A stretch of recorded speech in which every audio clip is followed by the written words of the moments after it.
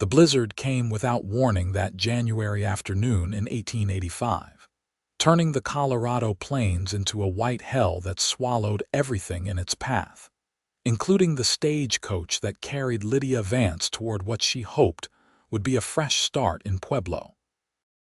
The wind howled like demons as the driver lost control, the horses panicking, rearing up against the traces. Lydia felt the sickening lurch as the coach tipped sideways, throwing her against the wooden door. Pain exploded through her shoulder as the world became a tumbling chaos of screams and splintering wood. Then everything went silent except for the merciless shriek of the wind.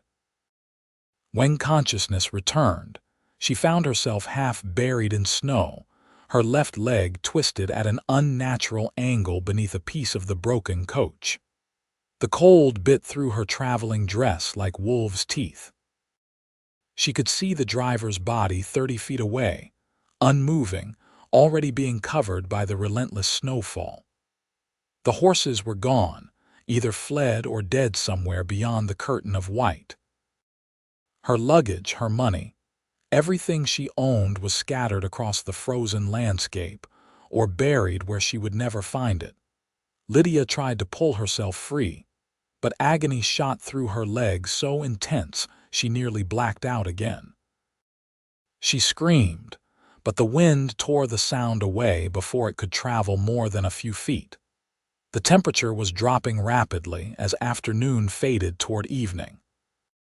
She knew with terrible certainty that she would die here, alone in this frozen wasteland, just another casualty of the brutal Colorado winter. Her past had already broken her once.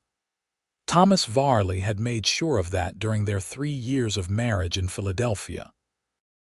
The bruises had healed, but the wounds inside had festered. When he finally drank himself to death 6 months ago, she thought she had been given a second chance.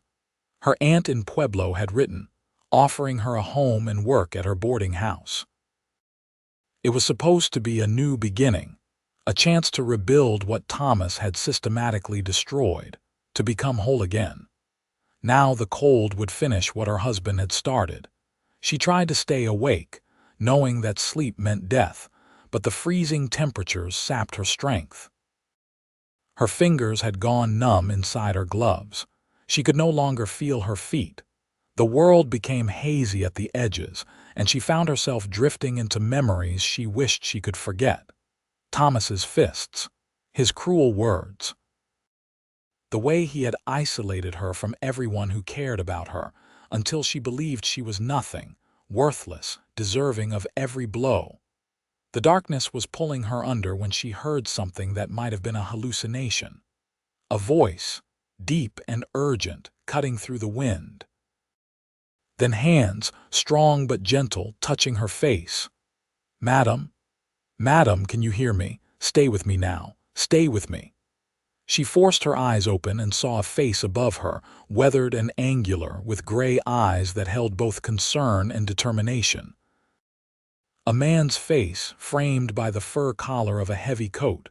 Snow clung to his dark hair and the stubble on his jaw. "My leg," she managed to whisper through chattering teeth. "Trapped. I see it. I'm going to get you out, but this is going to hurt something fierce. I'm sorry." He moved around to where her leg was pinned. She heard him grunt with effort, and then the pressure released as he lifted the heavy piece of wreckage. The movement sent fresh waves of agony through her broken limb, and she cried out despite herself. I know. Almost done."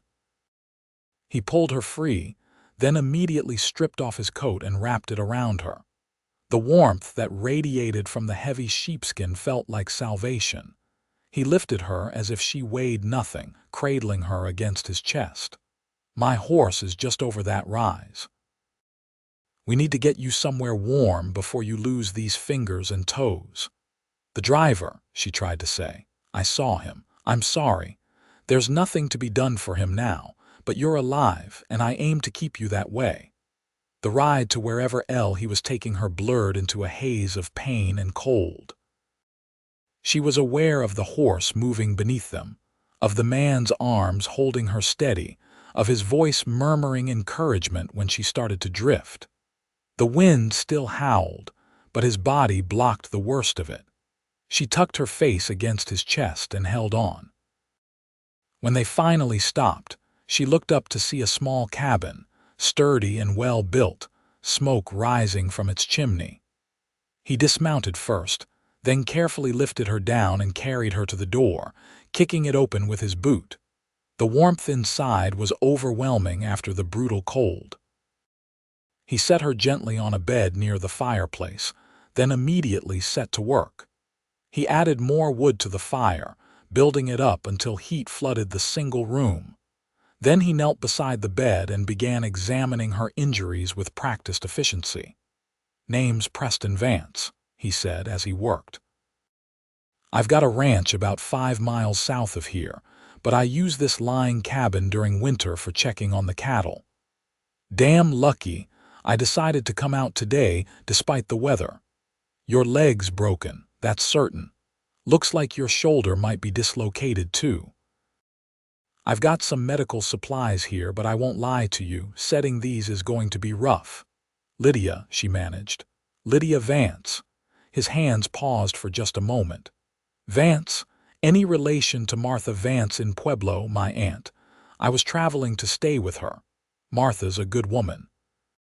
She'll be worried sick when that stage doesn't arrive, but there's no way to get word to her until this storm breaks, and that might be days." He met her eyes, and she saw nothing but honest concern there, no threat, no hidden agenda. "I'm going to take care of you best I can, Miss Vance.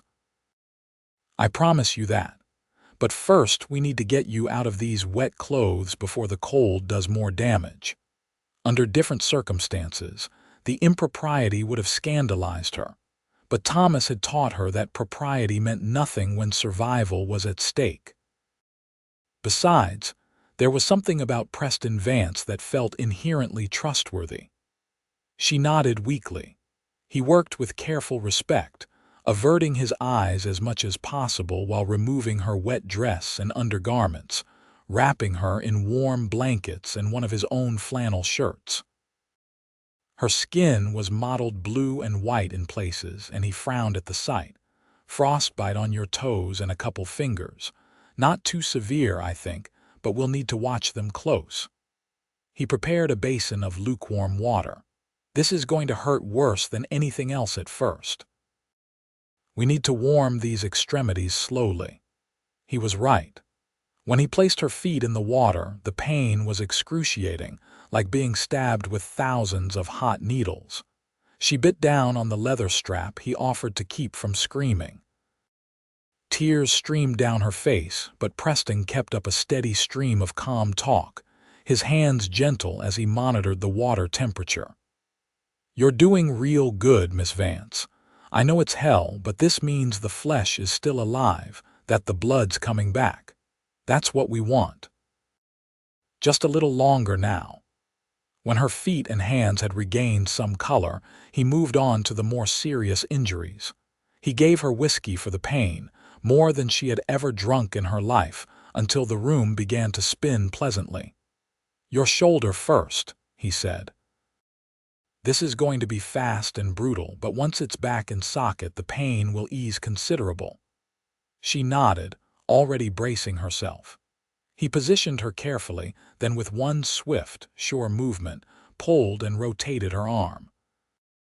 She heard the pop as the joint relocated, and for a moment the pain was so intense she saw stars. Then, just as he promised, it began to fade to a dull throb. "Good, that's good. Now the leg, this one's trickier." He examined the break carefully. "Clean fracture, thank the Lord. If I set it proper and splint it good, it should heal straight." He looked at her seriously. "I've done this before, for men on the ranch, even for horses. But I won't lie, it's going to hurt like nothing you've ever felt. That whiskey will only take the edge off." "Just do it," she said, her voice steadier than she felt. "Please." He worked quickly and efficiently, pulling the bone back into alignment while she screamed into the wadded cloth he had given her. Then he splinted it with wooden slats and strips of clean linen, wrapping it firmly but not too tight. By the time he finished, she was soaked with sweat despite the cold, trembling with pain and exhaustion. All done. You were brave as any man I've seen. Most would have passed out. He wiped her forehead with a cool cloth, then helped her drink some water. Best thing now is sleep. Your body needs rest to start healing. But as the whiskey and exhaustion pulled her toward unconsciousness, panic suddenly flooded through her. A man she did not know, alone in an isolated cabin, helpless and injured. This was how horror stories began. Thomas had started out charming too, before he showed his true nature. Preston must have seen something in her face because he moved away from the bed immediately, giving her space. I know you don't know me from Adam, Miss Vance, and you've got no reason to trust me, so I'll make you a promise right here and now. You have my word as a man and a Christian that I will treat you with nothing but respect while you're under my care. You're injured and vulnerable, and I will guard that trust as sacred. I'll sleep over there by the door. If you need anything in the night, anything at all, you just call out. He was as good as his word. He made them both a simple dinner of beans and salt pork, which she picked at despite her hunger. Then he banked the fire, laid out his bedroll on the floor near the door, and settled in for the night. She watched him through half-closed eyes, her body slowly relaxing as he made no move toward her. Just lay there quietly until his breathing deepened into sleep. The storm raged for 3 days. Preston proved to be a patient and attentive caretaker, seeing to her needs without complaint or impropriety. He changed her bandages, helped her with the necessary indignities of chamber pots and washing, always with his eyes averted and his manner matter-of-fact. He kept the fire burning and made simple but nourishing meals. He talked to her about neutral things, the ranch, the cattle, the weather, giving her his voice as a distraction from the pain. On the second day, when the pain from her injuries had settled into a constant ache instead of acute agony, they began to really talk. He told her about his life, how he had come west after the war, purchased land, and built his ranch from nothing. It was modest but profitable, with good grazing land and reliable water from a creek that ran through the property. He ran about 300 head of cattle and a dozen horses. Never married, she asked. Came close once. Girl named Sarah back in Kansas. But she wanted city life and I wanted open spaces. We parted friendly enough, but it stung for a while. He poked at the fire, not looking at her. That was 10 years ago. Since then, well, the ranch keeps me plenty busy. What about you? You said you were coming to stay with Martha. Running from something or towards something, the question was gently asked, but it still made her tense. Both, I suppose. My husband died 6 months ago. I'm sorry for your loss. I'm not. The words came out harder than she intended. She saw surprise flicker across his face and felt the need to explain. He was not a good man, Mr. Vance. He drank, and when he drank, he used his fists. For 3 years, I thought it was my fault, that if I could just be better, quieter, more obedient, he would stop. But men like that never stop. They only get worse. Preston was quiet for a long moment. When he spoke, his voice was low and angry, but she sensed the anger was not directed at her. A man who would raise his hand to a woman is no man at all. He's a coward and a bully. You deserved better than that, Miss Vance. No woman deserves that. Something inside her chest loosened at those words. Thomas had convinced her that she had driven him to it, that she was the problem. Even after his death, that poison had lingered. But Preston's simple, straightforward condemnation of Thomas's actions felt like absolution. After he died, I wanted to go somewhere new, somewhere he had never been. Aunt Martha was the only family I had left who would take me in. She said she could use help at her boarding house, and I thought maybe I could build a new life in Pueblo. She laughed bitterly. Seems the universe had other plans. The universe brought you through that storm alive, Preston said firmly. That takes some kind of strength, Miss Vance. And if you could survive 3 years with a man like that, a broken leg and a Colorado winter aren't going to keep you down for long. She found herself smiling despite everything. You might be right about that. On the 3rd day, the storm finally broke. The wind died, and sunshine streamed through the cabin's small window, making the snow outside sparkle like diamonds. Preston went out to check on the horse and see if the trails were passable yet. He came back shaking his head. Drifts are still too deep. Give it another day or two for things to settle and compact. Then we can make the trip back to my main house. It's more comfortable there, and we can send word to your aunt that you're alive and recovering. You've been so kind, Lydia said. I don't know how I'll ever repay you. No repayment needed. Any decent person would have done the same. He sat down at the small table and began cleaning his rifle, a routine maintenance task. Though I'll admit, the company's been nicer than usual. Generally, when I'm up here, it's just me and the wind talking. Do you get lonely? Out here by yourself?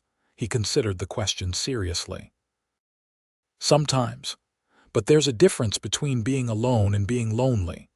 I've got hands who work the ranch, good men I trust. I go into town regular for supplies and church. I've got friends. But at the end of the day, I come home to an empty house, and yeah, sometimes that weighs on a man. What would it take for you to want to change that? The question surprised them both. She had not meant to ask something so personal, but the words had slipped out.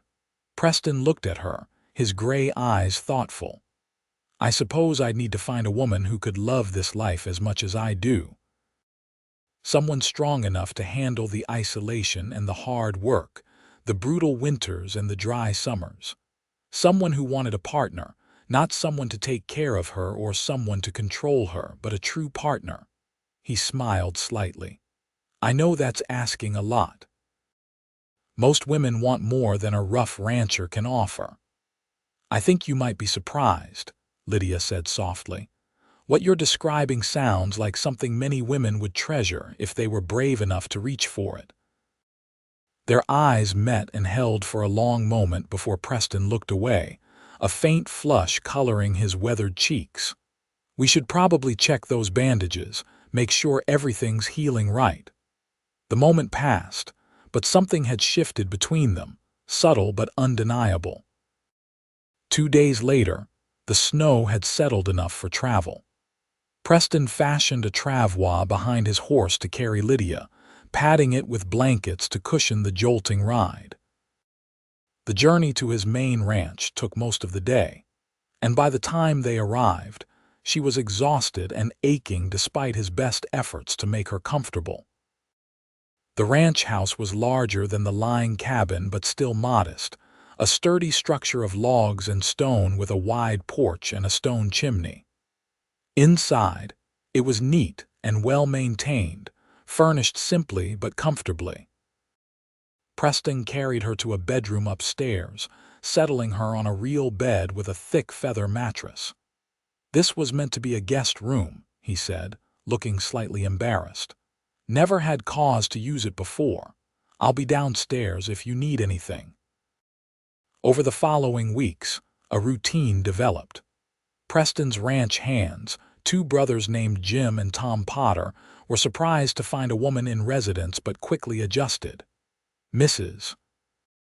Chen, who came twice a week from her small ranch nearby to do laundry and cooking, clucked over Lydia like a mother hen and brought her special soups and broths to speed her recovery.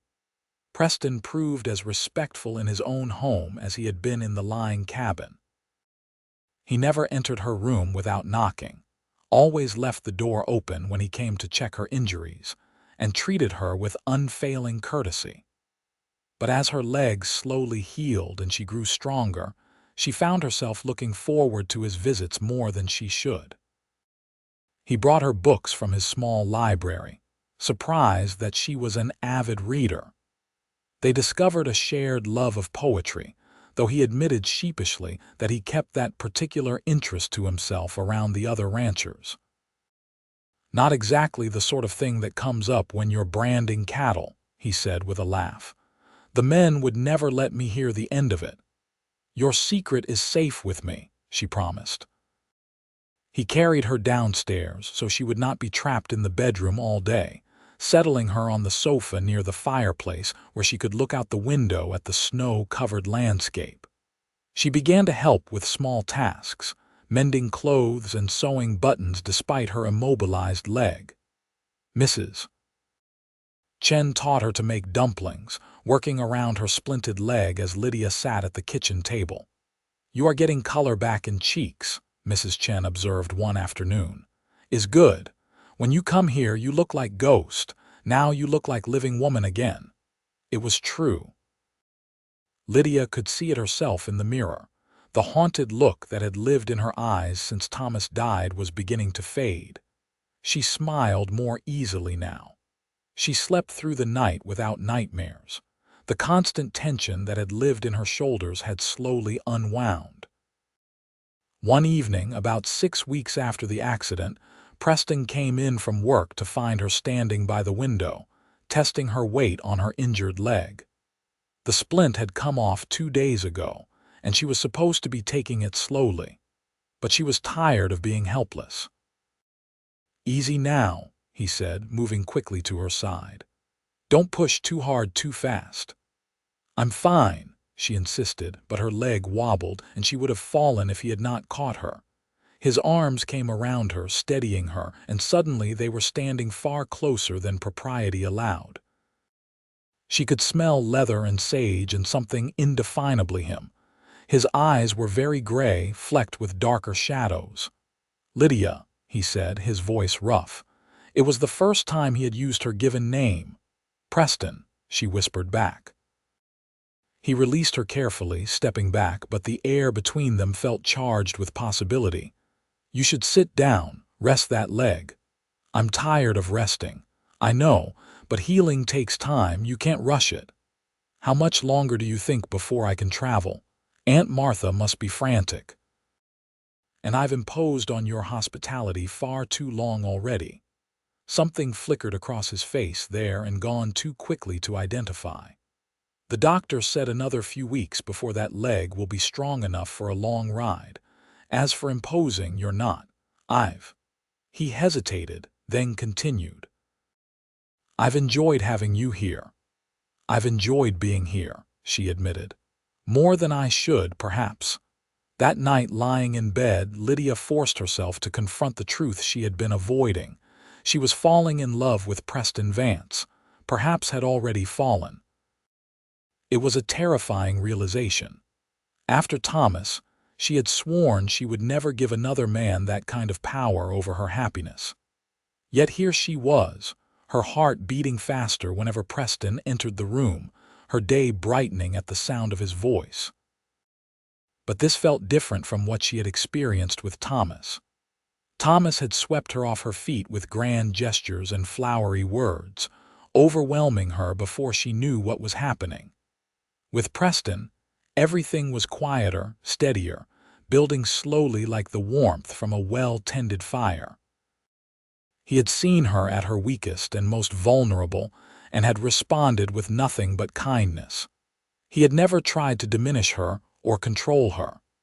He listened when she spoke, valued her opinions, treated her as an equal despite her current dependence on his charity. Was she confusing gratitude with love? The question haunted her. How could she trust her own feelings after Thomas had so thoroughly destroyed her judgment? The answer came a few days later in an unexpected way. Preston had left her alone in the house while he and the hands moved some cattle to better pasture. She was reading by the fire, her leg propped up, when she heard horses outside. Before she could move, the door burst open and 3 rough-looking men entered, guns drawn. "Well, what do we have here?" The leader was a tall man with a scarred face and cold eyes. Heard Vance was keeping a woman out here, didn't quite believe it. Terror froze her blood. These were not ranchers or travelers. The way they moved, the way they looked at her, screamed danger. "What do you want?" "Vance has got money stashed somewhere. We aim to find it. You're going to tell us where." "I don't know what you're talking about. I'm just a guest here." The leader moved closer, and she saw the cruelty in his smile. "Then I guess you're not much use to us, are you? Though we might find ways to pass the time until Vance gets back." "What do you say, boys?" The other men laughed, and Lydia's heart hammered against her ribs. This was it. She had survived Thomas, survived the storm, only to end like this. But something had changed in her during these weeks of recovery. She was not the same broken woman who had fled Philadelphia. She was stronger now, had been shown by Preston's example that she deserved better, that she could stand up for herself. Her hand closed around the fireplace poker. "Stay back." "Oh, she's got spirit. I like that." He reached for her, and she swung the poker with all her strength. It connected with his arm, and he howled, staggering back. "You little witch!" One of the other men raised his gun, and Lydia knew with terrible clarity that she was about to die.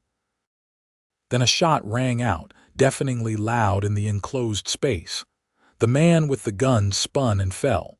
Preston stood in the doorway, his rifle smoking, his face transformed into something hard and dangerous. "Get out of my house," he said, his voice deadly calm. "Now." The leader clutched his arm where she had hit him. "Vance, we were just—" "I said get out, and tell Buck Carson that if he sends his men onto my property again, I'll ride into their camp and settle this permanent. You hear me?" The two remaining men dragged their wounded companion toward the door. The leader paused. "This isn't over." "Yes, it is. Now get." After they left, Preston immediately turned to Lydia. "Are you hurt? Did they touch you?" "No, you got here in time." She was shaking now, the poker falling from her nerveless fingers. "Who were they?" "Rustlers. They've been hitting ranches in the area for months. I've had trouble with them before, but never thought they'd be bold enough to come to the house." He pulled her into his arms, holding her tight. "God, Lydia, if I had been even 5 minutes later." "But you were not," she said against his chest. "You came back." "I forgot my rope, came back to get it, saw their horses." He pulled back to look at her, his hands framing her face. "When I saw them through the window, saw that man reaching for you, I've never been so scared in my life. I hit him with the poker." A surprised laugh escaped him. "I saw. That took courage. You taught me that. These past weeks, watching you, seeing how you live, how you treat people with respect and kindness, but also strength. You showed me that I could be strong too. Lydia, I need to tell you something." His thumb brushed across her cheek. "Having you here these past weeks, it's been the best time of my life. I know you're planning to go to your aunt's as soon as you're healed, and I understand that. But I have to say this while I still have the chance. I've fallen in love with you. I know the timing is terrible, and you've got every reason not to trust another man after what you went through.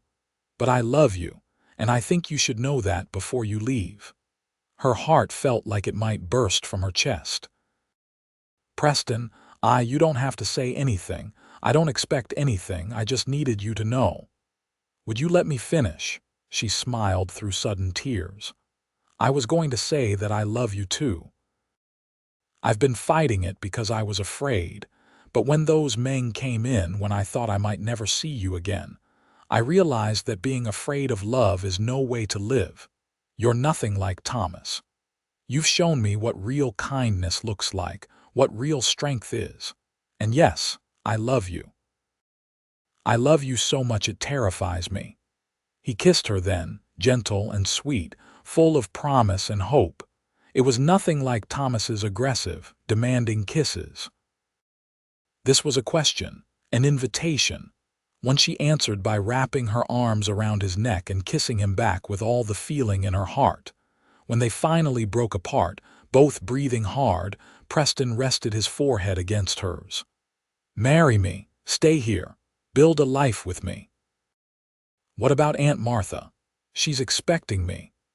We'll ride to Pueblo together once you're fully healed. Talk to her. I'm betting she'll understand. And if she needs help with the boarding house, we can find her someone. But Lydia, I need you here. This house has been empty too long. I have been empty too long. You fill all those hollow spaces. Yes, she whispered. Yes, I'll marry you. The next several weeks passed in a blur of happiness and healing. Preston reported the rustlers to the sheriff in Pueblo, and a posse was formed to deal with Buck Carson's gang once and for all. Lydia's leg grew stronger daily until she could walk without limping. They rode to Pueblo together in early April, when the snow had melted and the prairie was beginning to green up. Martha Vance proved to be a round, cheerful woman who took one look at them together and smiled knowingly. Well, I can see my niece won't be needing that job after all. Preston Vance, you take good care of her, you hear. She's been through enough. I promise you, madam, I'll spend the rest of my life making sure she's happy. See that you do. Martha hugged Lydia tight. I'm glad you found someone good, honey. You deserve it. They were married in the little church in Pueblo on a sunny May morning, with Martha and the Potter brothers and Mrs. Chen, and half the town in attendance. Lydia wore a simple white dress that Martha had helped her sew, and Preston wore his best suit, his hair neatly trimmed, his eyes shining as he watched his bride walk down the aisle. When the preacher pronounced them man and wife, Preston kissed her with such tenderness that several of the women in attendance dabbed at their eyes. Lydia felt something broken inside her finally heal over, made whole by this man's steadfast love. The ranch became home in a way Philadelphia never had. Lydia threw herself into building their life together, learning the rhythms of ranch work, tending a garden, helping Mrs. Chen with cooking and preserving food for winter. She learned to ride properly, and Preston gave her a gentle mare named Daisy who became her constant companion on rides across the property. That first year was not without challenges. The work was hard, the isolation real, the winters long. There were days when Lydia missed the conveniences of city life, the theaters and shops and crowds of people. But then Preston would come in from a long day of work, sweep her into his arms and kiss her until she forgot why she was tired. Or they would sit together on the porch in the evenings, watching the sunset paint the sky in impossible colors, and she would realize she had never been happier. Their first winter together brought its own challenges. A fierce storm in December killed some of their cattle and damaged one of the barns. But they weathered it together, literally and figuratively. Unlike her first winter in Colorado, this time Lydia was warm and safe and loved, secure in the knowledge that Preston would always come home to her. In the spring of 1887, Lydia discovered she was pregnant. She told Preston on a warm April evening as they sat on the porch, her hand covering his on her still flat belly. A baby. His face transformed with wonder. Truly, truly. Mrs. Cheng confirmed it. She says I'm about 2 months along. He pulled her into his lap, holding her carefully, his hand splayed across her stomach. I'm going to be a father. Lydia, I never thought. After all these years alone, I never thought I'd have this. Neither did I, she admitted. After Thomas, I thought I'd never have children. He made sure I knew how worthless I was, how I could never be a good mother. But now, with you, I want this so much. You're going to be an amazing mother, and our child is going to be so loved, so wanted. I promise you that. Their son was born in November of that year during the first snowfall of the season. The birth was long and difficult, with Mrs. Chen and the doctor from Pueblo in attendance.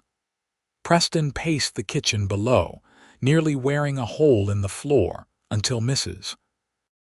Chen finally called him up to meet his child. A boy, she said, beaming. Strong and healthy. Mother too. Preston entered the bedroom to find Lydia propped up against the pillows, exhausted but glowing, a tiny bundle in her arms. When she looked up at him, her eyes were full of tears and joy. "Meet your son, Preston." He sat carefully on the edge of the bed, looking down at the red-faced, squalling infant with something like awe. "He's perfect. He has your nose. Poor kid." He touched one tiny fist with a gentle finger, and the baby's hand closed around it with surprising strength. What should we name him? They had discussed names throughout her pregnancy but never quite settled on one. Now, looking at their son, Lydia knew exactly what felt right. "Peter," she said. "Peter James Vance. Peter means rock and James means supplanter, one who takes the place of another. He's our rock, the foundation of our family, and he represents the new life that took the place of all the pain." "Peter James Vance," Preston repeated, testing the name. "I like it. It's strong." He leaned over to kiss her forehead. "Thank you, Lydia. Thank you for giving me this, for giving me everything I never knew I needed." "We gave it to each other," she said softly. Peter proved to be a happy baby, rarely fussy, curious about everything. As he grew, he showed signs of having his father's steady temperament and his mother's quick mind. Preston was a devoted father, spending every spare moment with his son, teaching him about the ranch, the animals, the land. In the summer of 1889, Lydia found herself pregnant again. This time the pregnancy was easier, and their second child, a daughter they named Grace Martha, arrived without complications the following March. She had her mother's dark hair and her father's gray eyes, and from the moment she could walk, she followed Peter everywhere. The ranch prospered. Preston expanded the herd, purchased more land, built a larger barn. Lydia's garden became famous in the area for its produce, and she began selling preserves and pickles in town, earning her own money that she saved carefully. Not because she did not trust Preston with finances, but because having her own independence felt important, a symbol of how far she had come from the helpless woman who had left Philadelphia. By 1892, they had 3 children.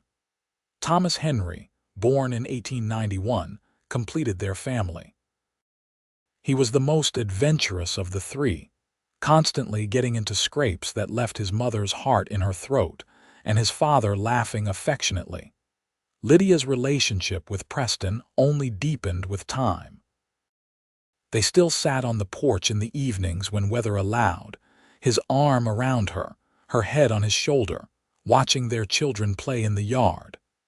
They still read poetry to each other on winter nights when the children were asleep. They still kissed like newlyweds, still reached for each other in the night. One evening in the fall of 1893, 8 years after the blizzard that had brought them together, they stood on that same porch watching the sun set. The children were with Martha in town for the night, giving them a rare evening alone. Preston pulled her close, and Lydia felt the same surge of love she always did when he touched her. "You ever regret it?" she asked. "Taking in a broken woman with nothing to offer?" "You were never broken, just bent by a cruel man, and you had everything to offer. You brought life to this place, to me.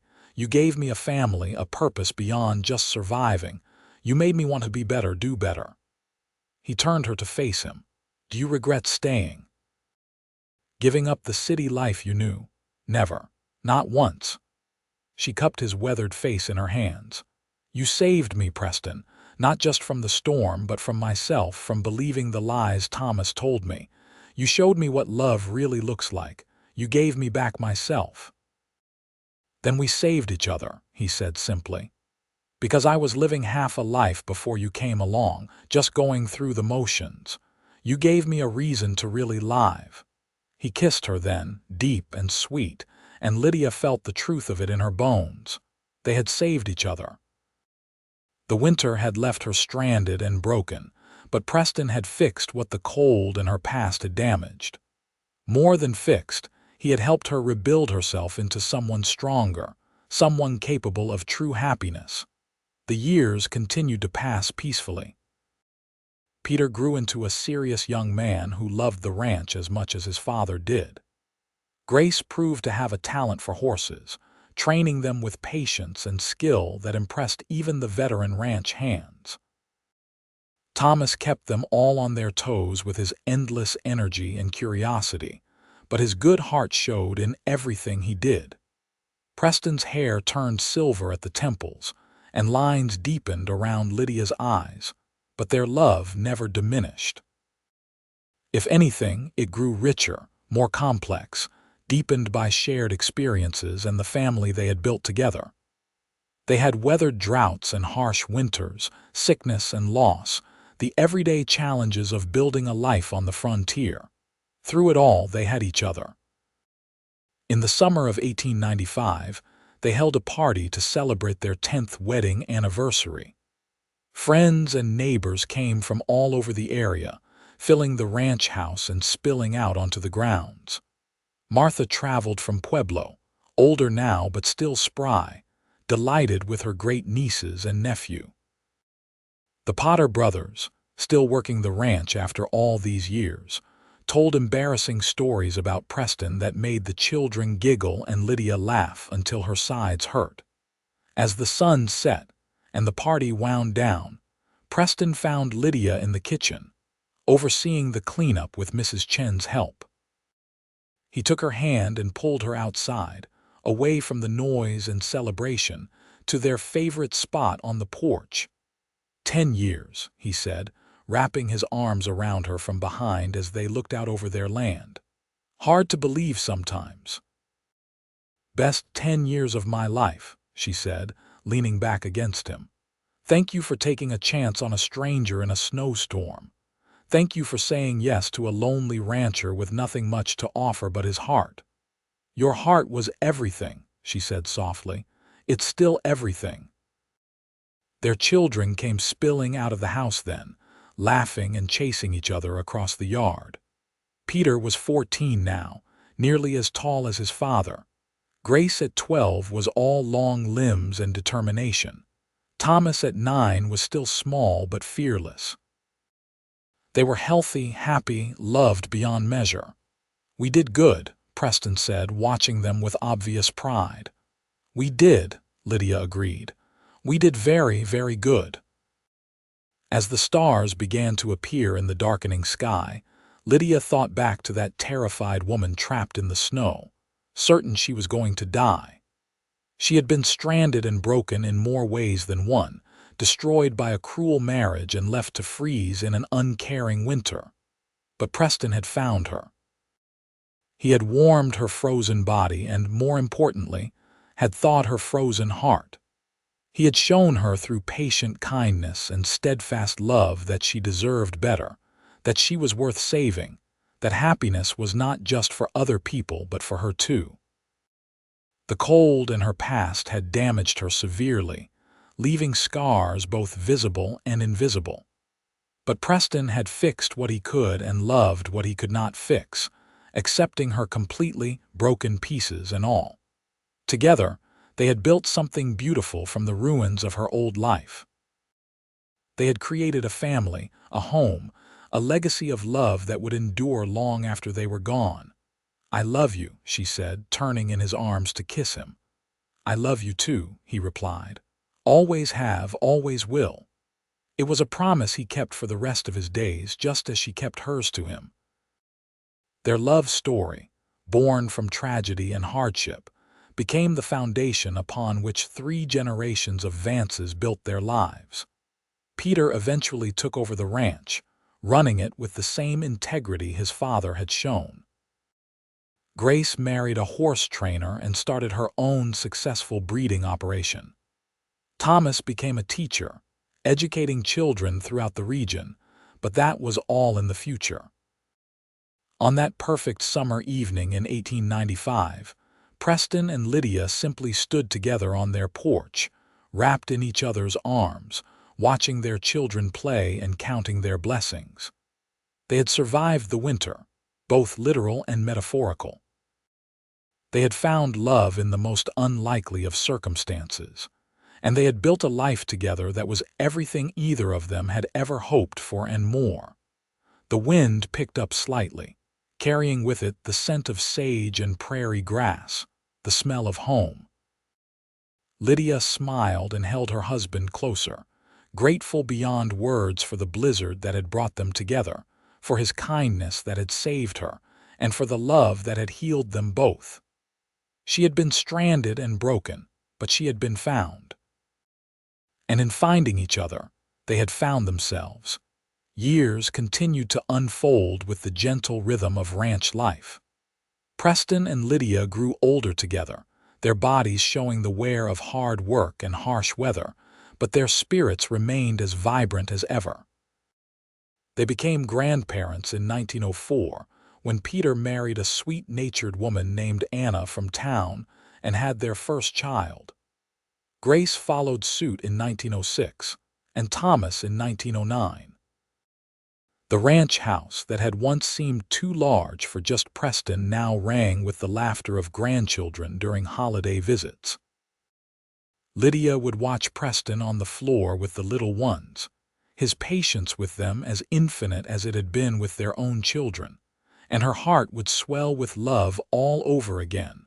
On quiet nights, after everyone had gone to bed, they still sat together and talked about their day, their children, their hopes for the future. Sometimes Preston would pull out the volume of poetry they had read together that first winter, and they would take turns reading aloud, their voices mixing in the lamplight. These moments of simple intimacy, repeated thousands of times over decades, were the true fabric of their marriage. In the spring of 1900, 15 years after their first meeting, Preston took Lydia on a trip. They rode north together, just the two of them, until they reached the spot where the lying cabin had once stood. It had been torn down years ago, the materials repurposed for other buildings on the ranch, but the location was still special to them. "This is where our life really began," Preston said, dismounting and helping Lydia down. "Where you first trusted me enough to let me help you. Where you first showed me what a good man looked like," Lydia replied. "I was so scared, Preston. Not just of dying in the cold, but of what would happen if I survived, of being dependent on another man after Thomas. I could see it in your eyes." He took her hands in his. "Did I ever let you down? Never. Not once in 15 years. You've been everything you promised to be and so much more." She squeezed his hands. "I know I don't say it enough, but thank you for seeing past the broken woman to the person I could become with the right support. You did the hard work yourself. I just held the space for you to heal." They stood there for a long while, looking at the empty meadow where the cabin had been, both of them remembering that winter when two lonely people had found each other against all odds. The wind whispered through the grass, and somewhere a meadowlark sang its liquid song. By 1910, both Preston and Lydia were in their 50s, considered old by frontier standards but still active and engaged with life. The ranch had grown into one of the most successful operations in the region, and their children were all thriving in their own pursuits. They had more grandchildren than Lydia could sometimes keep straight, each one precious and loved. One evening in late fall, after a particularly beautiful sunset, Preston and Lydia sat on their porch wrapped in a shared blanket against the chill. This had been their ritual for 25 years now, and Lydia hoped they would have many more. "Have I told you lately that you're beautiful?" Preston asked, his arm around her shoulders. Lydia laughed. "I'm 52 years old with gray hair and wrinkles. And you're still the most beautiful woman I've ever seen. More so now than when I first found you in that snow. You're biased, absolutely, and I wouldn't have it any other way." He kissed her temple. 25 years married, Lydia, quarter of a century together. "And I swear I love you more now than I did on our wedding day. That's because you know all my secrets now, she teased. You're trapped. Happily trapped. Wouldn't change a single thing. His expression grew more serious.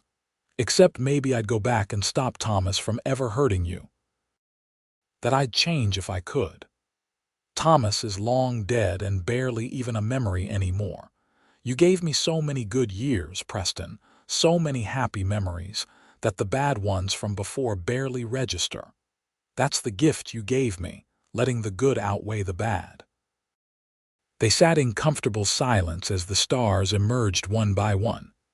An owl hooted somewhere in the barn, and the horses nickered softly in their stalls. The night was cool but not cold, the wind gentle rather than harsh. Everything about this moment spoke of peace, of home, of love maintained and deepened over decades. You remember what you said to me that first night in the lying cabin? Lydia asked. About keeping me safe. I promised to treat you with respect, to guard your trust as sacred. You kept that promise. Every single day for 25 years, you've kept that promise. Do you know how rare that is? How precious? I hope our children keep their promises to their spouses the same way, that we've shown them what a good marriage looks like. I think we have. Peter and Anna are as happy as we are. Grace and Robert too. Even Thomas and Beth, married less than a year, are clearly devoted to each other. We gave them a good example. We gave each other a good example, Preston corrected. This only works because we're both in it, both committed, both choosing each other every day. I choose you, Lydia said softly, today and every day for whatever time we have left. I choose you too, always. The years continued their march. 1915 brought their 50th birthdays, celebrated with a massive party that brought people from all over Colorado. 1920 saw them as grandparents to 12 grandchildren with more on the way. Peter had taken over most of the day-to-day ranch operations, allowing Preston to slow down a bit, though he still insisted on riding out to check the cattle most days. Lydia's garden had become legendary. Women traveled from Pueblo and beyond to learn her techniques for preserving food and growing vegetables in Colorado's challenging climate. She taught classes from her kitchen, passing on knowledge she had learned through trial and error, enjoying the role of teacher and mentor. But the war years were hard. When America entered World War I in 1917, several of their older grandsons enlisted. The family waited anxiously for letters, prayed every night for their safe return. When two of them came home wounded but alive, and another did not come home at all, the celebration was muted by grief. Preston and Lydia held their family together through that dark time, their strength and love an anchor when everything else seemed uncertain. Through it all, their love remained constant. They still kissed good morning and good night. They still held hands when they walked. They still looked at each other across a crowded room and smiled, sharing a private moment in the midst of chaos. Their children and grandchildren saw it, and understood that this was what real love looked like. Not the passionate intensity of youth, but the steady, enduring commitment of two people who had chosen each other, and kept choosing each other through everything life threw at them. In the summer of 1925, they celebrated their 40th wedding anniversary. The celebration was smaller this time, just family, but no less meaningful. They stood together surrounded by 3 generations of the family they had created, and Preston raised his glass in a toast. 40 years ago, I married the woman who changed my life. I found her in a snowstorm, broken and freezing, and thought I was saving her. Turns out she saved me just as much. She gave me a reason to come home every night, a purpose beyond just surviving. She gave me this family, these beautiful children and grandchildren. She gave me everything that matters. His voice grew thick with emotion. Lydia, you are my heart, my home, my everything. Here's to 40 more years. Here's to however many we get. Lydia corrected, her own eyes damp. And making every day count. The family cheered and glasses clinked.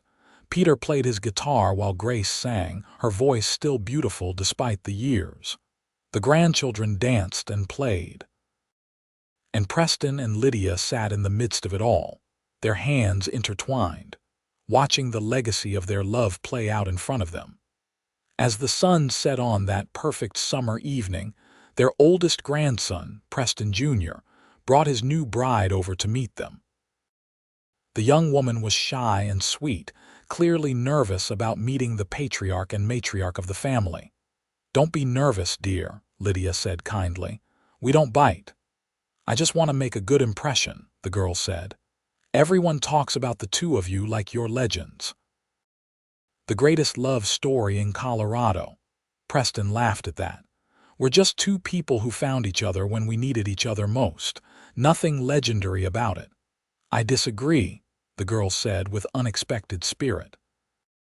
"In a world where so many marriages are just arrangements or convenience, you two chose love, and you keep choosing it. That's legendary to me."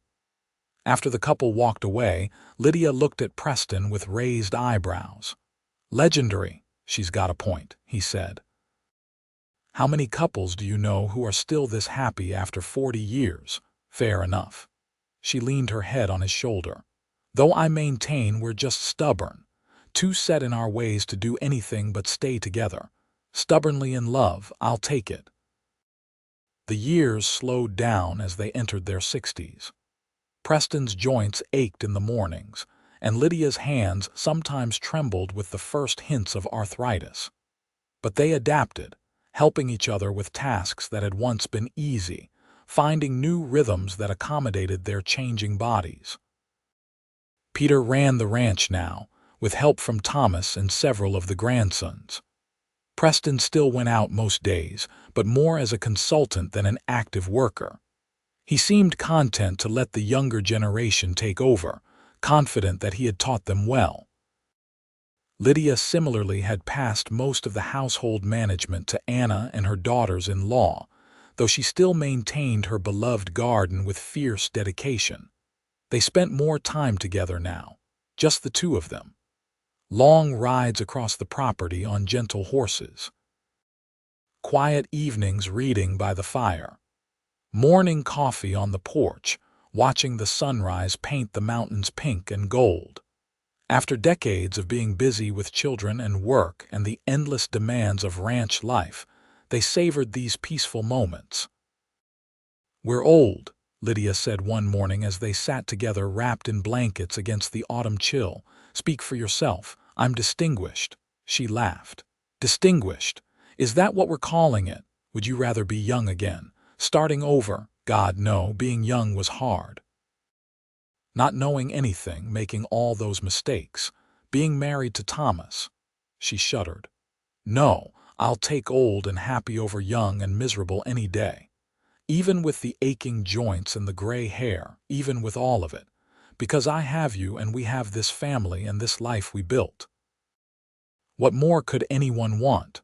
I love you, Lydia Vance. I love you too, Preston Vance. Have since that winter you saved my life. We saved each other's lives. Let's be clear about that." Their 75th birthdays came and went, celebrated with another large gathering of the now sprawling Vance family. Great-grandchildren toddled around the yard while their great-great-grandchildren slept in cradles. 4 generations of family, all stemming from that chance meeting in a blizzard 45 years ago. Preston's health began to fail in 1932. Nothing dramatic, just a slow winding down, his body finally giving out after 7 decades of hard use. He spent more time in bed, though he insisted on getting up and dressed every day. Lydia rarely left his side, reading to him, talking with him, simply being present. "I'm not ready to leave you yet," he told her one afternoon, his voice weaker than it used to be. "Then don't," she said firmly. "Stay as long as you can. I don't get to choose that, love. Then I'll choose for you. You're staying." But even as she said it, she knew it was not true. She could see him slipping away a little more each day. On a cold December morning in 1932, with snow falling softly outside and his family gathered around him, Preston Vance took his last breath. Lydia was holding his hand, just as she had held it thousands of times over their 47 years of marriage. She felt the moment his spirit left, felt the absence of him in a way that was almost physical. "I love you," she whispered. "I'll love you forever." The funeral was held on a clear, cold day, the kind of day when Preston used to love riding the property. The church in Pueblo was packed with family and friends, people whose lives Preston had touched over his 7 decades. The pastor spoke of his integrity, his kindness, his devotion to his family. But it was Peter who gave the eulogy that really captured who his father had been. "My father was not a complicated man," Peter said, his voice strong despite his grief. "He believed in hard work, honest dealing, and taking care of the people you loved. He believed that a promise made was a debt unpaid, and he never broke his word. But most of all, he believed in love. He loved my mother with everything in him, and he showed us all what real love looked like. Not the easy kind that fades when things get hard, but the kind that endures through everything, that gets stronger with every challenge overcome together. He saved my mother's life in a blizzard, but she'll tell you that she saved his right back. They saved each other, and in doing so, they gave all of us this family. So, Dad, thank you. Thank you for everything. We'll make you proud." Lydia sat in the front pew, surrounded by her children and grandchildren, and felt the weight of loss settle over her like a heavy blanket. She had known this day would come eventually. They both had. But knowing it and living it were two very different things. The months after Preston's death were the hardest of Lydia's life, worse even than the years with Thomas or the night of the blizzard. At least then she had hope. Now she just had memories and the aching absence of the man who had been her partner for nearly half a century. But her family would not let her sink into depression. They rallied around her, visiting constantly, bringing the great-grandchildren to cheer her up, making sure she ate and got out of bed every day. Grace moved into the ranch house to keep her company. Peter came by every evening to check on her. Thomas wrote her long letters from where he had retired in New Mexico, reminiscing about his father and making her laugh with stories from his childhood. Slowly, gradually, Lydia found her footing again. The grief did not leave, but it became something she could carry rather than something that drowned her. She began to find joy again in her garden, in her great-grandchildren's laughter, in the simple pleasures of a beautiful sunset or a good book. On the first anniversary of Preston's death, she rode out alone to the spot where the lying cabin had once stood. She sat on a blanket in the snow and talked to him, telling him about the family, about the ranch, about how much she missed him. The wind whispered through the dry grass, and she chose to believe it was his answer. "You fixed me," she said aloud. "That winter left me stranded and broken, but you fixed what the cold and my past had damaged. You gave me back my life, my ability to love, my belief in happiness. And we had 47 beautiful years together. That's more than most people ever get. So thank you, my love. Thank you for finding me. Thank you for saving me. Thank you for loving me." Lydia Vance lived 5 more years after Preston's death. She spent them surrounded by family, watching her great-grandchildren grow, tending her garden, and keeping Preston's memory alive through stories. When she died peacefully in her sleep in the summer of 1937 at the age of 79, her children mourned but also celebrated a life well lived. They buried her next to Preston on a hill overlooking the ranch, under the endless Colorado sky they had both loved. The headstones were simple, bearing their names and dates and a single inscription: "Together forever, as we were always meant to be." The ranch continued on through the generations, each one carrying forward the legacy of love and integrity that Preston and Lydia had established. Their story became family legend, told and retold to children and grandchildren, a reminder of what love could do when two people committed to each other completely. And somewhere, in whatever comes after, Preston and Lydia were together again, whole and happy, their love transcending even death. They had found each other in the worst of circumstances and had built something beautiful from that unlikely beginning. The winter had left her stranded and broken, but the cowboy had fixed what the cold in her past had damaged. And together, they had created a love story for the ages, a testament to the power of kindness, commitment, and choosing each other every single day. Their descendants thrived, spreading across Colorado and beyond, but they all carried something of Preston and Lydia in them. The same integrity, the same capacity for deep and lasting love, the same belief that broken things could be mended and that hope could triumph over despair. It was a legacy worth more than land or money, a gift that would endure as long as the Vance name existed. And so their story ended not with death, but with continuation, with the ongoing life of the family they created, with love that rippled out through time, touching people they would never meet. The blizzard that brought them together had seemed like a disaster, but in truth it had been the beginning of something miraculous. Two lonely, damaged people had found each other in the worst possible circumstances and had chosen to build rather than surrender, to love rather than fear, to hope rather than despair. It was, in the end, exactly what any great love story should be, proof that even in the darkest winter, even when all seems lost, love can still find a way. Preston had found Lydia in that storm, but in truth, they had found each other, and that made all the difference.